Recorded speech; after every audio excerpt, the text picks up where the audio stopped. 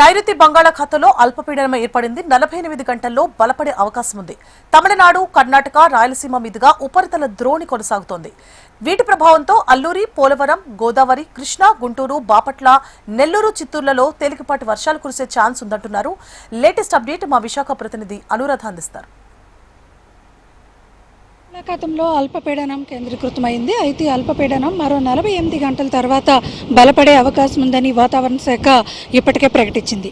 అయితే అల్పపీడనం ప్రభావంతో పాటు ఇటు కర్ణాటక, తమిళనాడు, దక్షిణ రాయలసీమ మీదుగా ఒక ఉపరితల ద్రోణి కూడా కొనసాగుతూ ఉంది. వీటి ప్రభావంతో ఏపీలో పలు జిల్లాల్లో వర్షాలు కురిసే అవకాశం ఉందని వాతావరణ శాఖ అంచనాలు వేస్తుంది. అయితే తీర ప్రాంతాల్లో ఇప్పటికే గాలుల ఉధృతి అయితే మాత్రం కనిపిస్తుంది. గంటకు దాదాపుగా 40 నుంచి 50 కిలోమీటర్ల వేగంతో ఏపీలో ఉత్తర కోస్తా ఆంధ్ర, దక్షిణ రాయలసీమ జిల్లాల్లో వర్షాలు కురుస్తాయని వాతావరణ శాఖ అంచనాలు వేస్తుంది. ఈ విధంగా చూసుకున్నట్టయితే అల్లూరి, అనకాపల్లి, పోలవరం, ఉభయ గోదావరి జిల్లాలు, అలాగే కృష్ణా, గుంటూరు, బాపట్ల, నెల్లూరు, చిత్తూరు ఈ జిల్లాల్లో రేపటి నుంచి కూడా వర్షాలు కురిసే అవకాశం ఉంది.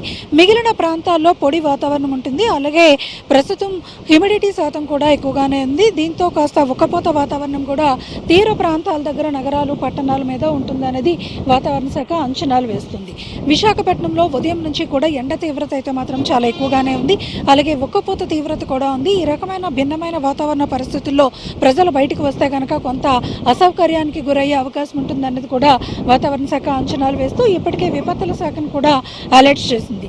అయితే మరోవైపు చూసుకుంటే కనుక ఇప్పుడు ప్రస్తుతం బంగాళాఖాతంలో ఉన్న అల్పపీడనం మరి 48 గంటల తర్వాత బలపడే అవకాశం ఉంది. అది బలపడిన తర్వాత ఉత్తర కోస్తా ఆంధ్ర అంతా కూడా విస్తారమైన వర్షాలు కురుస్తాయని వాతావరణ శాఖ అంచనాలు వేస్తూ తెలిపింది. అయితే ప్రస్తుతం ఉన్న వాతావరణ పరిస్థితుల ప్రకారం ఈరోజు, రేపు, ఎల్లుండి అంటే 3 రోజులు కూడా ఏపీలో అటు అల్లూరు నుంచి ఇటు రాయలసీమ ప్రాంతాల వరకు కూడా అక్కడక్కడ ఉరుములతో కూడిన వర్షాలు, మిగిలిన చోట్ల కొంత తేలికపాటి జల్లులు కురిసే అవకాశం ఉంది. కానీ పగటిపూట ఉష్ణోగ్రతలు మాత్రం కొనసాగుతాయి. ప్రస్తుతం ఎండల తీవ్రత కూడా చాలా ఎక్కువగానే ఉంది.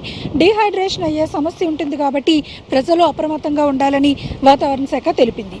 ఇది లేటెస్ట్ అప్డేట్. వీడియో జర్నలిస్ట్ ధనుష్తో అనురాధ, HM టీవీ, విశాఖపట్నం.